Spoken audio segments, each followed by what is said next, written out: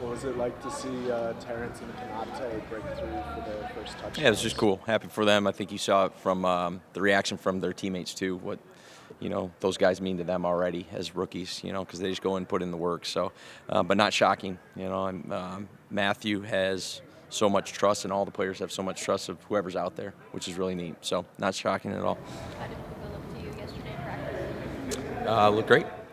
You'd have to ask him in terms of how he feels, but look good. Reggie and the boys been doing an awesome job making sure all these guys are ready to go when they do happen to miss. But looking good. Good. Yeah. Same old. Not paying attention to the right tackle as much. I think of the right tackle is, you can only get noticed when usually things go bad. So nothing went bad. It's good. If they keep trending in the right direction and are available on Sunday, just what does having both of those guys back do for this offense?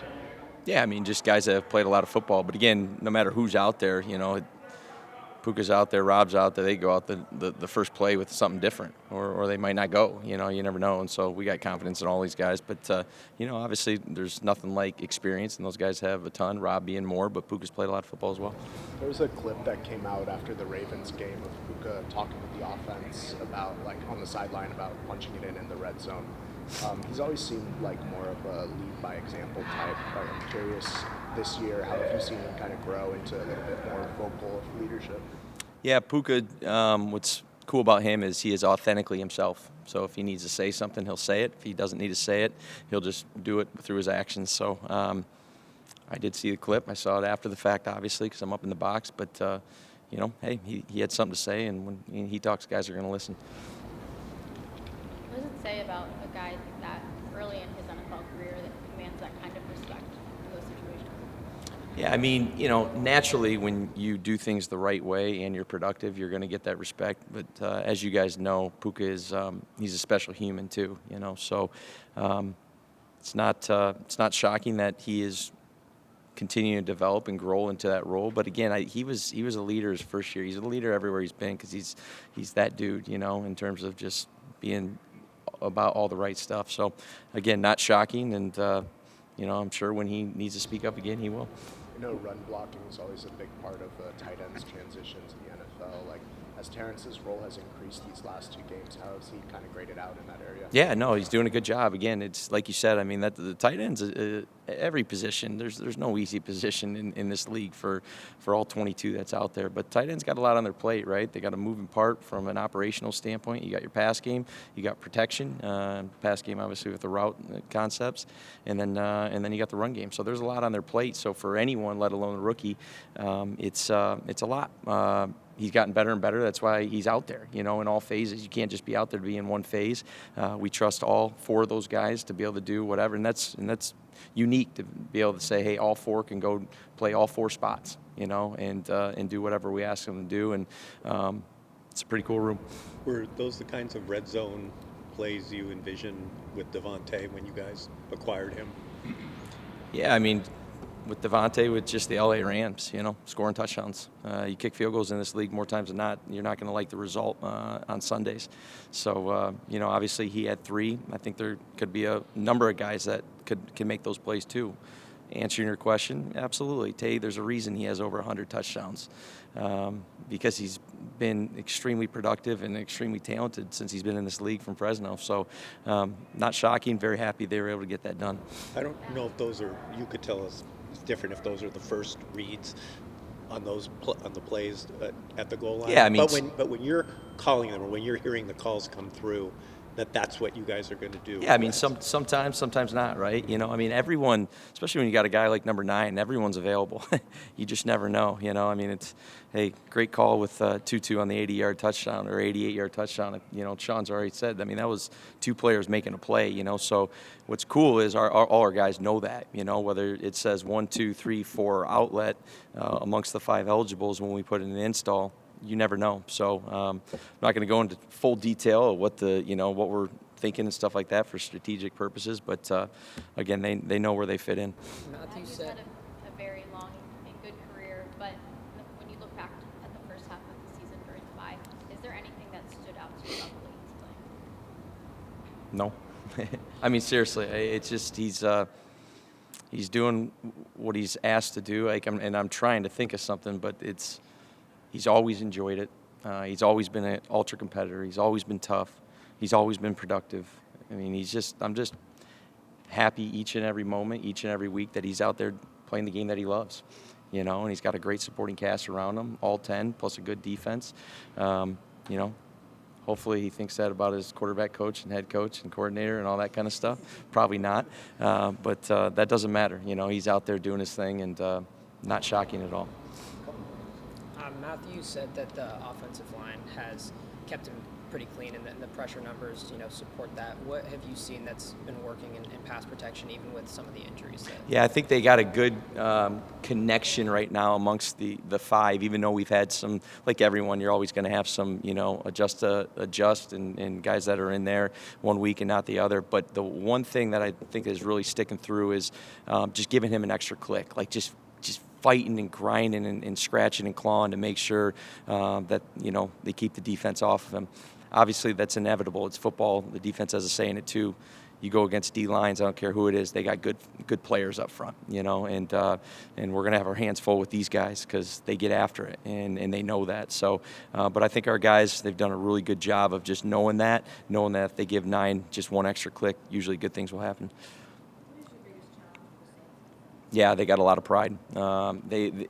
I feel like since I was in Atlanta, 9 years ago, I mean, there's still some of those same kind of, not same guys, but just that same aura about the Saints defense. We had, we got a chance to go against them in August, and, our guys felt it firsthand. I mean, these are big, strong, prideful dudes, and they've shown it. They showed it last week. They played their butts off last week, So I got a lot of respect for them. I got a lot of respect for their scheme. I got a lot of respect for their leadership. I got a ton of respect for how they play. So got our hands full.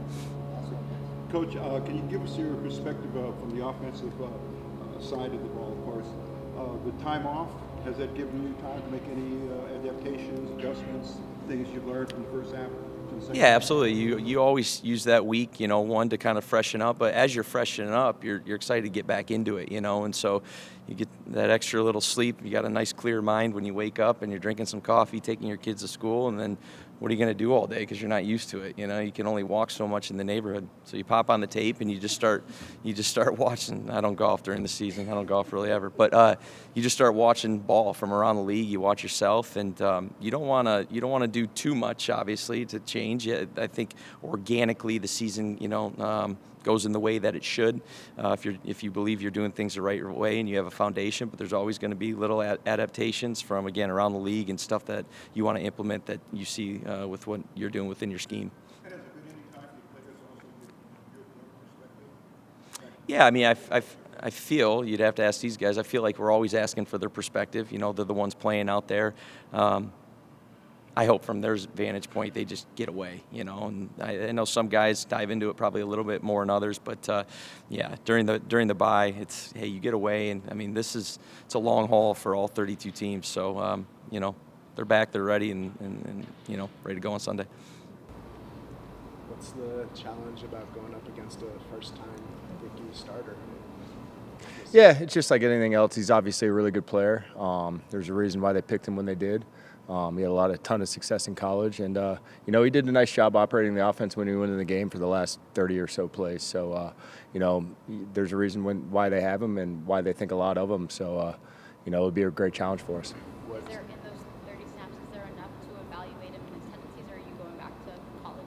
Oh, you're going back. He played a bunch in the preseason. You're going back to his college tape, but kind of confirming. Just like anything else, any young QB, just like when we played Cam Ward early, or any new player, you're always going to have to go back and get some other things. But so obviously you're not going to see all that in 30 plays, although most of them were, at the type of game, most of them were passes. What did you guys see in Roger McCreary that made him an attractive addition? He's just, when you talk about a Ram, he's just a Ram. He's tough. He's versatile.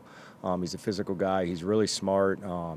He's already been picking up the defense really well. he's just a guy that fits in really well, and typically those guys over the years that have been here have done really well here. So we're just excited to have him, and he's starting to carve out his role. And it was cool to get him on the grass yesterday and kind of see what he could do. And excited to see him here in a few hours. Do you expect him to have a similar onboarding process to Emmanuel last year, or will it be a little bit more truncated?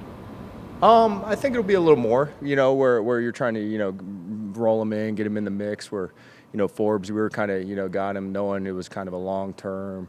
Let's see. And, we're McCreary, we're trying to, switch him in. He plays different positions. He's not just outside, like Forbes was. So, it's just a little bit different. I think, just like every single player is. So, get him in the mix. And, any player that has a helmet will have a role for us. So we'll see how he fits in. You had a corner who can play inside and outside. What does that kind of open up for you, specifically with a guy like Quentin Lake who can also move around so much? Yeah, no doubt. It's great for us. And anytime you got smart players that can move around, it allows you to get your best 11 on the field. So obviously he's new to the scheme, new to the system, but he's a guy that's played a ton of football. He's played in a lot of defenses and a lot of good defenses, and he's going to learn fast, and we'll get him up to speed. And we're always going to find ways to get our best 11 on the field, and we'll see how that fits this week and really every week going forward. Braden Fiske was in the backfield a lot against Jacksonville. What is special about the way that he prepares for an opponent? Yeah, you're exactly right. He was disruptive in that game, and I know, whatever the stats say, but if there was an assist for sacks, I think he'd lead the league in assists. So he's a disruptive guy. He is one of the hardest workers I've seen. He's the first guy in the building. I'm walking by. He's sitting in the D-line room early in the morning watching tape. He's always in the training room, always doing stuff in the sauna, getting his body right. So he's preparing mentally and physically no matter what, and we love where he's at. How do you define an assist for a sack? Like, is that just absorbing a double team or pressuring them out? Or it was more of just getting the QB off the spot and being disruptive. Coach, your thoughts and perspectives on the Saints. Can you talk a little bit about what we might be able to see come Sunday? It's a really good offense. I know they're not where they want to be record-wise, but when you watch the tape and you watch the cut-ups, you would have no clue. And they operate really well, really, really good skill. A ton of speed on the field, a ton of guys that can stretch the field, really good O-line that plays well together. And then obviously we've been playing Kamara, since we got here. I think 2017 we played him, and we played him 2018, and now we know they're going to try to get Taysom Hill back in the mix. So they got a ton of guys that can hurt you. They got a really good play caller and a really tough scheme to go against. So it's a huge challenge. What you guys are going to be facing a rookie making his first NFL start. The prospect of that for you guys as pass rushers, does that get you a little bit amped at all? I mean, it's definitely a thought in my mind, but it's nothing we focus on too much. I mean, when you see his college tape, he had 4,000-something yards his last season. He's very well established. He plays very well in a good system. He knows how to control himself. If you get him going, he's gonna make you pay for it. So, I've watched some of his college tape just to get a better idea, outside of the preseason, outside of the, last little bit of game he got to play in. He can make you pay if you don't focus up on him. So we're just going to do what we do. You played this team last year. You had a joint practice with them. I mean, yeah, but also everybody changes. They're different, from last season to the preseason when we faced them. Preseason and now, they're a different team. People, learn more. They have a rookie on the left side, second-year player on the right side. Everybody else, nobody's too deep into their career. Everybody learns something every game. They've learned so much more in the 7 games we played so far. You can't focus too much on the past. Right now, it's the present.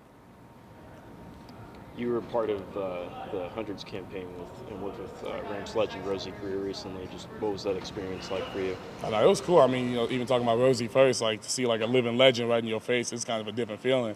I'm looking at him and I'm like, damn, this is Rosie, this feels so forward. So, we recreated the picture of me, Fist, BY, and Kobe. We created a picture during picture day, but see him up front, I'm like, damn.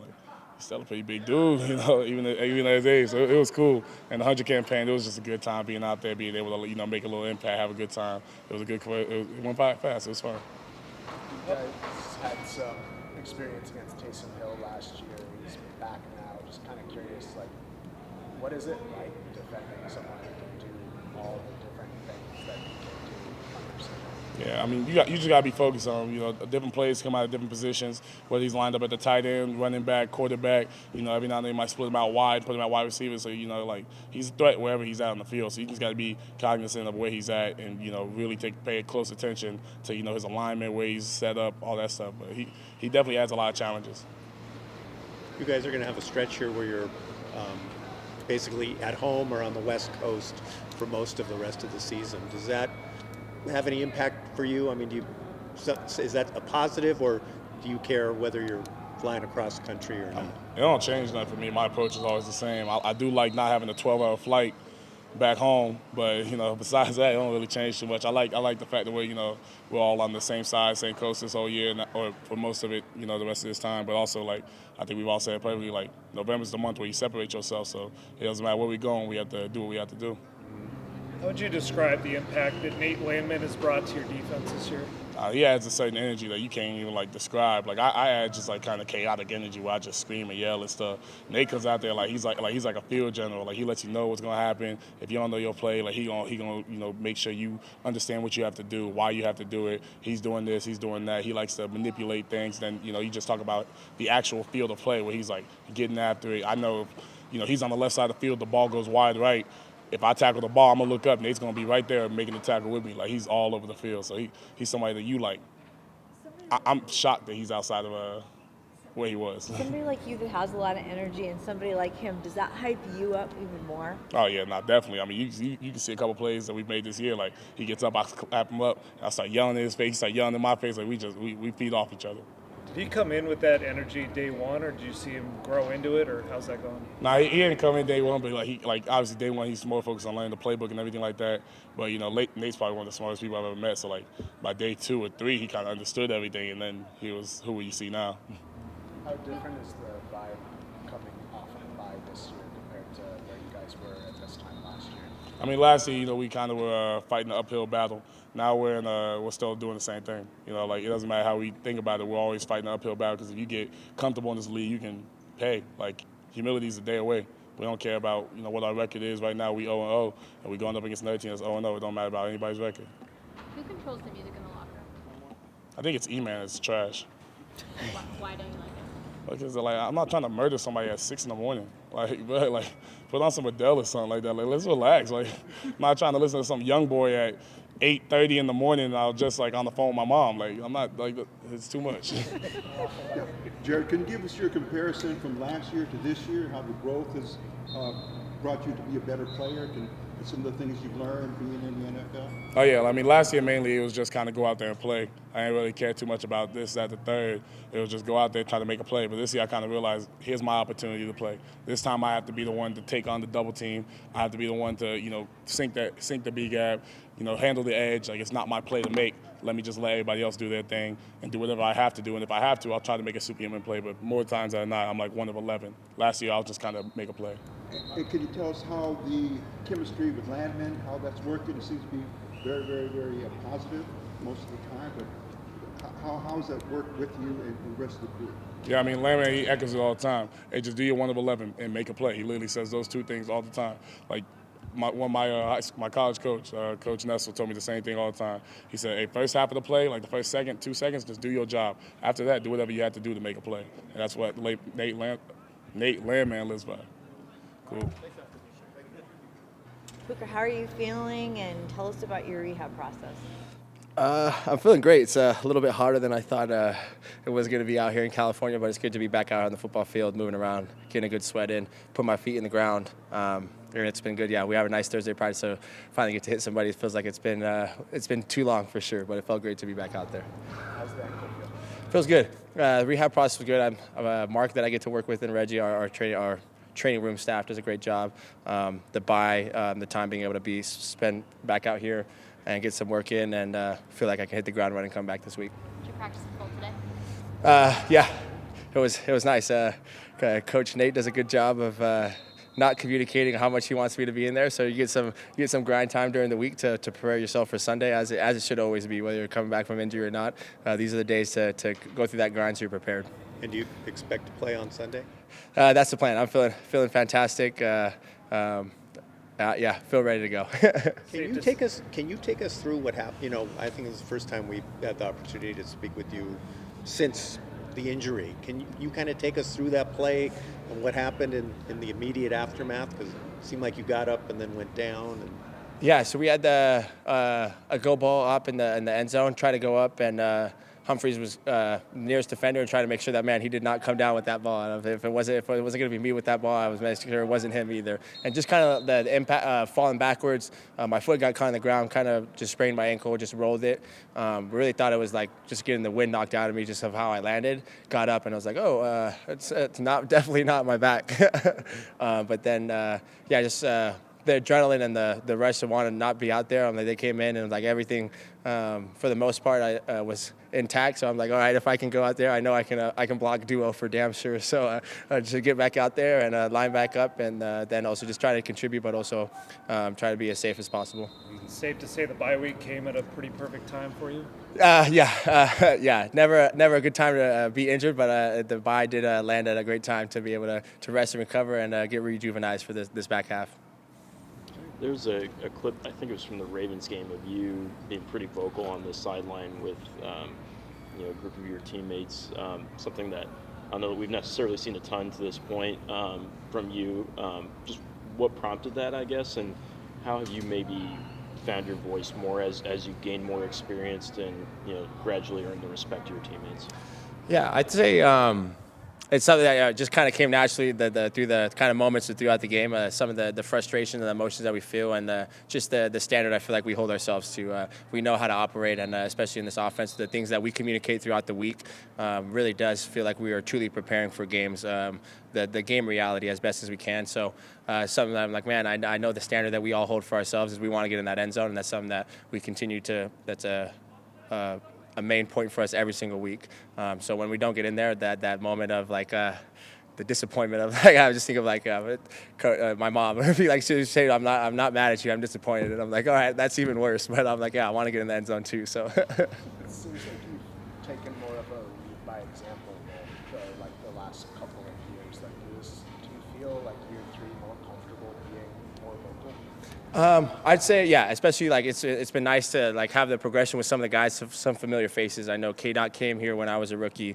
Obviously having Steve in the huddle and Coleman Shelton returning and seeing. So when we're in the huddle, and obviously having guys like Alaric and Big Rob over there, and Big Rig has always been next to me since I've been here. So that's somebody when I get in the huddle, I'm like, all right, I watch him roll his dice, and I know we're rolling. So the level of communication has definitely grown from the rookie Puka to where we are now. But it's exciting just to feel the energy and then be able to help the guys just focus and go out there and execute the best we can. what was that like to watch Davante kind of excel in the red zone like that against the Jaguars?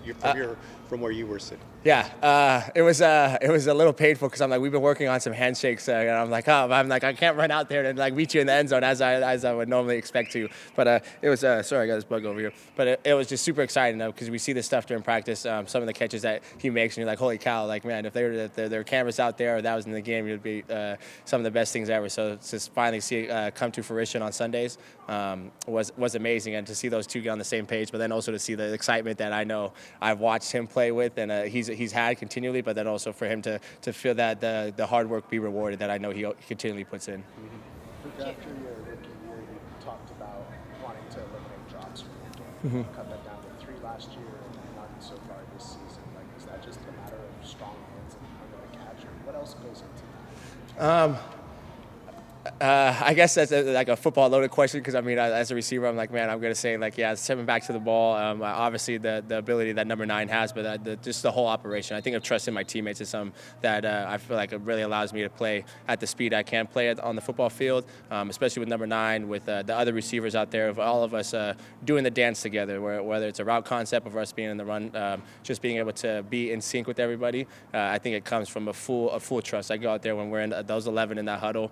There's a trust that is to the maximum.